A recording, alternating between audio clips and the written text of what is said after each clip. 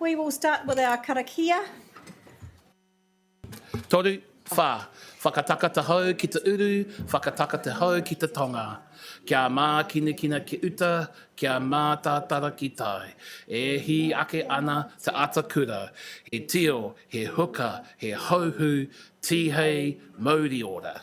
Thank you. We've got lateness for Councillor Wihapi and Councillor Waddle, and Councillor Leggett is online. So this one is online, and we have Tim Cadogan coming up. Are you, yep. Am I going straight to Tim? Okay. Wow. Welcome, Tim. Straight into it, kia ora. We are. As an ex-mayor, you know. For sure. So, let's get into it. into it. Tēnā koutou, councillors. Put it on. Yes, thank you. Yep. Tēnā koutou, councillors. Great to be here with you today. Some I've met before because we were out here late last term, wasn't it? Not late last year. Others are new. Look, today all I'm wanting to do is give an overview for particularly new councillors of what the Water Services Authority Taumata Arowai does, and a bit of an update on our mahi.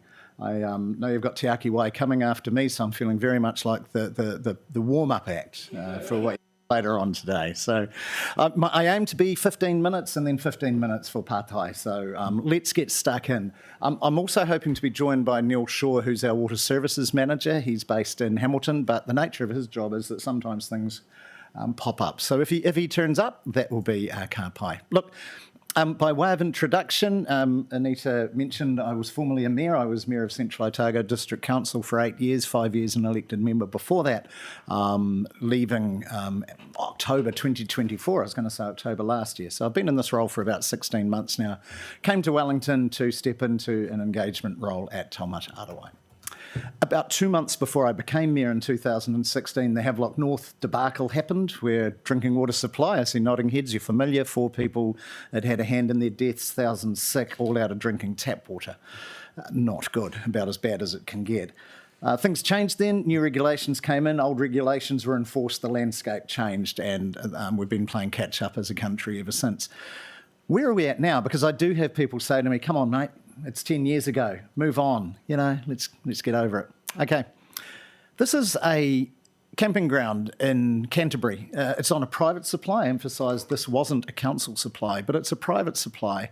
And in September 2025, it got E. coli in its water. Now, E. coli is what's called an indicator species in the world of water. It's a bacteria, and it's an indicator species because it'll indicate something. It indicates that there is poo in the water, be it cow poo, horse poo, people poo, bird poo, doesn't really matter.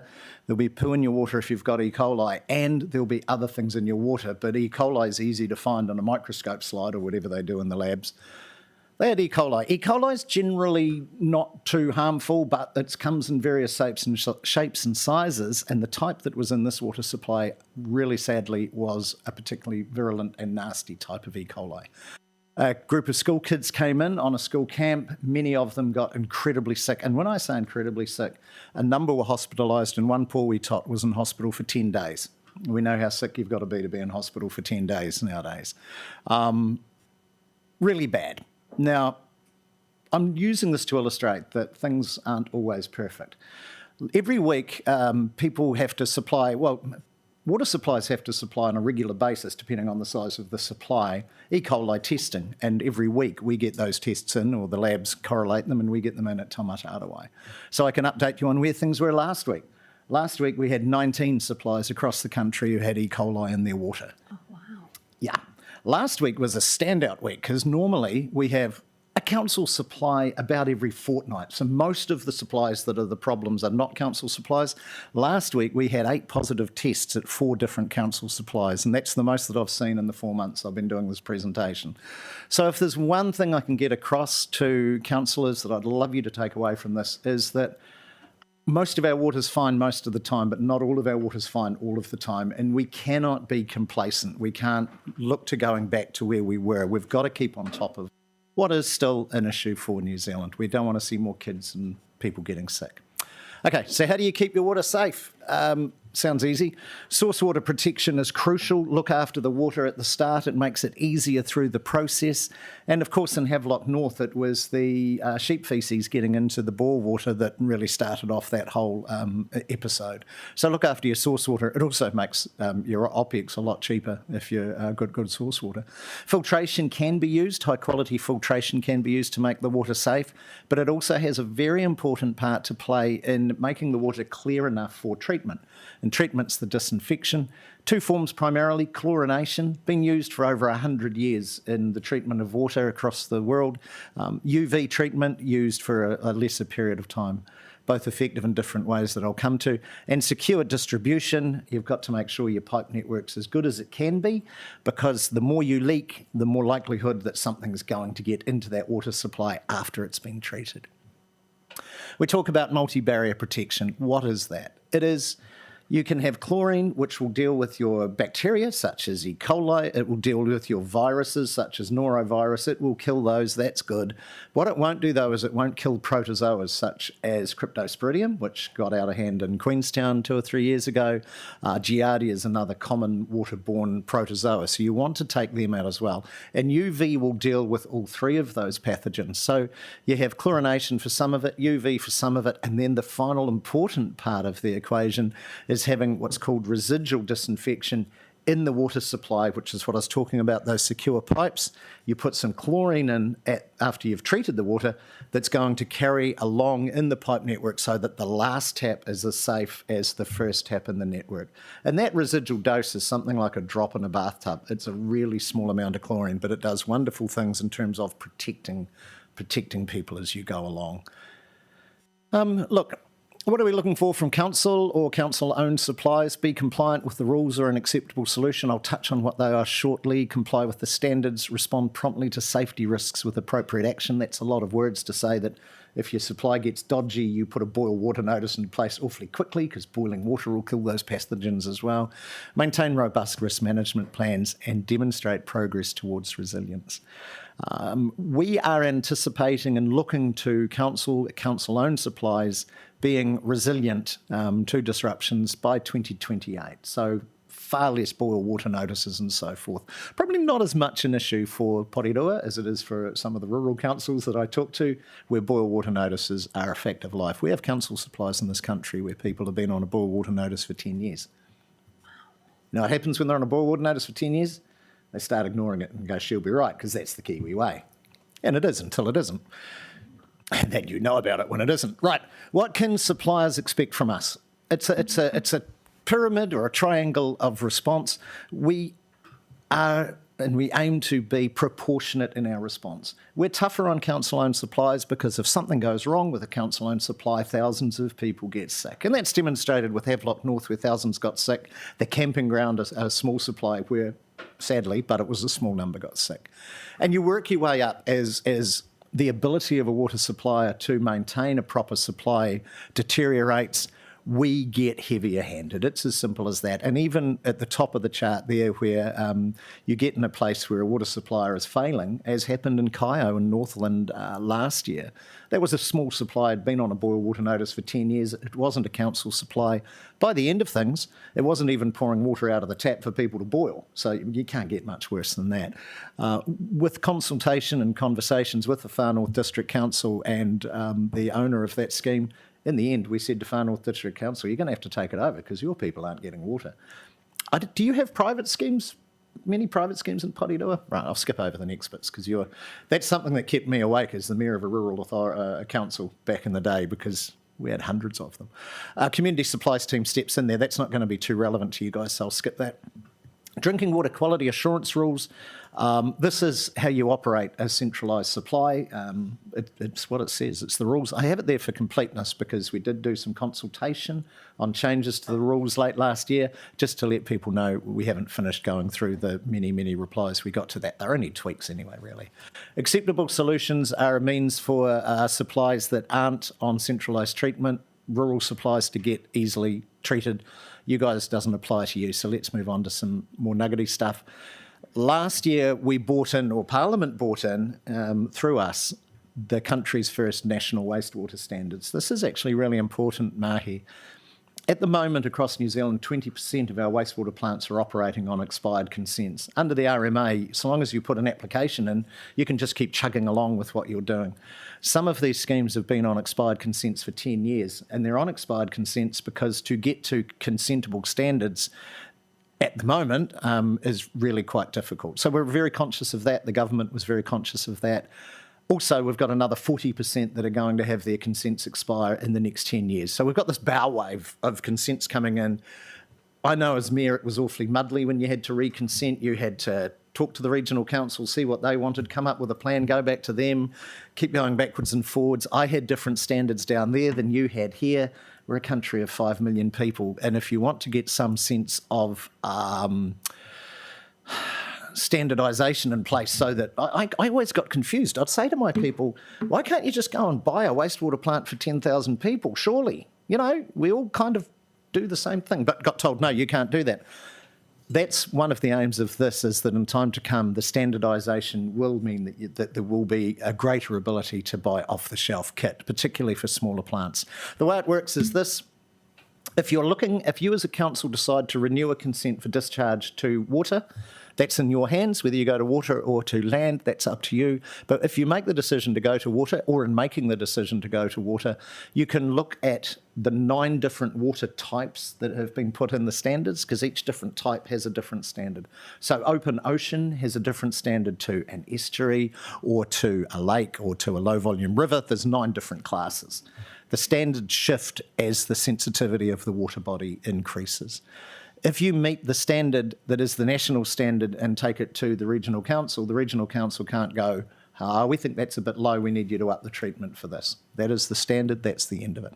Also, if you do get a consent, it has to be for 35 years. There's no more, we'll give you a 6-year consent and see what happens. Discharge to land standard, same principle. The land is classified into different types, its ability to handle different levels of contamination if you choose to go to land. Other things that we do, we have a role in emergency management, oversight of suppliers' response, because of course one of the things when you get a big flood, the water goes out. How do people handle that? National engineering design standards are going to be, we hope, a game changer once we get them developed. At the moment, all across the country, there's different rules to what goes into your subdivisions, what goes under the land. Again, different rules and different standards mean that there's going to be less uniformity, more cost. So by having it all the same, the idea is we're going to try to lower those costs. And look, we've got a hand in stormwater. These are really important. They're really important to you now and moving forward as owners of a water organisation. The Drinking Water Regulation Report and the Network Environmental Performance Report in particular, they tell you how you're doing, how your company or your organisation is doing. They come out in the middle of every year. From this year, we're going to be increasing the amount of league tables on various aspects, so you'll be able to look at it and go, and I'm making this up because I left my notes back in Wellington, but I'm making it up. You might be able to say, well, we're doing really well in the condition of our above-ground pipes compared to the rest of the country, but our pipes are a lot older than the rest of the country under the ground. What are we doing about that? So it lets you compare, which gives you an understanding as owners. I think that's going to be really important. And the compliance monitoring and enforcement strategy is what I've been talking about for the last 15 minutes. I've timed that pretty well. Thank you, Tim. Pleasure, Your Worship. Who's got questions? Yes, Jeff, and then Maura. Kia ora, Tim. Kia ora, Good to Jeff. see you again. Great to be here. I won't go back over the questions from the local government region for Hui late last year. So I'll just want to get onto something that is relevant here, and you're well aware and have communicated in the past the position of our mana whenua partner Ngāti Toa with regards to water quality in our harbours and the ocean itself. Yep. A lot of commentary has been put online across the motu with regards to the inconsistency between existing consents, where there are highest levels of requirements under those consents for the operation of discharge to water, and Taumata Arowai standards, which, although is the idea being to lift up to a nationwide standard, is still well below those standards for consents. And I'm trying to understand what is the position of Taumata Arowai in terms of ensuring that we have the best possible standards overall, irrespective of the nationwide standard. Yeah, okay, that is a very, very good question, as I would expect from you, Jeff. I guess the key comes down to the word best, because what's been tried to balance here is a balance between the environment and between cost. And so when you have across the country a vast number, a significant number of really geriatric outfits, consents or plants that are producing really, really poor outcomes for the environment, the standards are without doubt going to lift them up. And instead of being able to sit under Section 124, which is the RMA section, which means you can in perpetuity continue that, there are transition provisions in the standards which mean that the clock is starting to tick on these supplies. There's a bit of complexity to that. I can come back to you with that clock ticking, but it is ticking. So across the country as a whole, we anticipate it will lift the standards. And what I'm finding in this job is I'm getting it in both ears. I'm getting on the one side, some councils are going, under no circumstances can we meet these standards. This is going to destroy us. This is ridiculous. Some are even saying, you told us we were going to get away with... Anyway, so I've got people here saying they're way too high. They're way too hard. This is appalling. And I've got people here saying on the other side, these aren't high enough. This isn't good enough. You haven't done well enough. I used to be a dispute tribunal referee back in the day. I've lived long enough to have a lot of jobs. And I used to say to people when they came into the courtroom and things were getting a bit heated, I'd say, listen, if you guys come out of here either equally happy or equally unhappy, I've probably done my job. What we've got here is there's going to be unders and overs. There will be a general lifting in many cases of the quality of water standards. It's going to be good in that regard. What happens to those that there is the potential for it to be lowered is to be seen into the future, and there'll be a part to play for that in the council as well with the treatment you currently have. You're going to maintain that when you do your new consenting. That's going to lie in your hands. There is a component of the law that says that there is a cost factor in that. You're not meant to go beyond what's there, but I don't know what your plant looks like if you've already built the plant to do it in your hands. There's no perfect balance here. There absolutely isn't. I coming from Alexandra, we sat on the banks of the Mata Aokluta River, highest volume river in the country. It has our treatment plant went into it, need to be consented in 2038. So, tomorrow, really, because the work has to start now. We were given the strong indication via the regional council that we were going to have to discharge to land. In that supply, the discharge to land, the only place that we had that's suitable land was going to mean we were pumping poo uphill, a long way uphill. It was going to cost $60 million more to do that plant for a town of 8,000 people. Under these standards, we will, I think, can't quite recall, but I'm pretty sure we're going to have to lift the standard, but we will still be discharging to water. And I have a very, very close relationship with Ngāi Tahu. I have a good relationship with Helmut at Ngāti Toa as well, so I totally accept and get Māori perspective. But $60 million, that's the balancing act. And so when you said best treatment, best in which regard? Yeah. There's no perfect answer to this one. So, a sup on this one. There is the additional hamstringing that obviously, as a regulator, you are constrained by the empowering legislation. Yeah. Your powers of regulation are almost non-existent. You're here to advise and to warn and to highlight these issues. But also, we're about to go into a new water delivery system where there are legislative locks against that organisation spending more on improving outcomes because of the way the legislation has been written. It will therefore be reliant upon the overall nationwide standards that Taumata Arowai have, perhaps arguably more than a consent if it's for a new plant or if the existing consent for, say, a wastewater treatment plant expires. Surely there is a issue here that I hope that the regulator is highlighting with the government about the inconsistency of lifting up standards continuously across the country, but in those places where standards are already well above the existing standard, that falling back is, not in the public's best interest. I think with the, again, a very good question, Jeff. I think with the amount of media that has issued this, and the Listener did an article on this just a couple of weeks ago, it is not outside of government's knowledge, but not for me to comment on government policy. Understood. Is one last question. Let's use the two words that our friends to the south probably don't want us to talk about. More point. Oh, yeah. The Crown inquiry.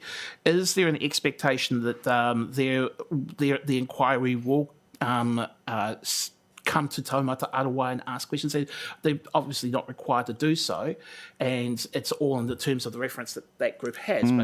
But to look at the broader issues of consenting standards and again, this tension between cost and delivery. That's another really good question, and one that, look, I couldn't possibly answer because I simply don't know. Well above my pay scale, hasn't probably been looked at by the inquiry, hasn't even been constituted yet, nor the terms of reference. So. Yeah, okay. No more questions Can't at this know time. that. Thanks, Tim. Moira.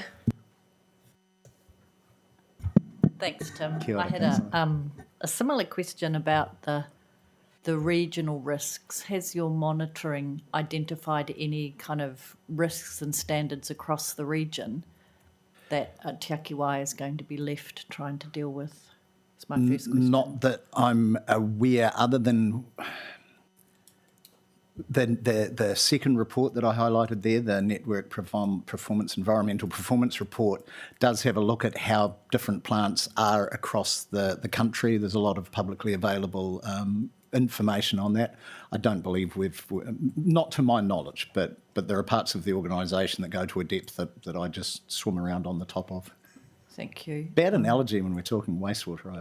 Yeah, perhaps not swim. My second question, I'm just trying to get my head around private schemes. So in a rural area, private scheme is what? Because there's a residential development in a place that council can't supply? Primarily in the rural areas, you'll have irrigation schemes where people have tacked their houses onto it. Right. You sometimes do get private subdivisions where they've not connected to a public supply and they're doing their own water treatment. So both of those things, but probably across the country, a lot of it's going to be farm schemes where the farmhouses and then the lifestyle blocks and everything else have tacked onto them. And from my experience down home, a lot of irrigation schemes that are actually running off 1860s water races built by the gold miners, open water races. There's some pretty hairy schemes out there. I'm trying to understand whether these standards make that easier or more difficult. I'm just thinking about, one solution to this issue of we can't afford greenfields development miles away from our plant because it's too expensive to maintain. One solution, which I know Kapiti has done a little bit of, is on-site management and new development. So do these standards make that easier or more difficult?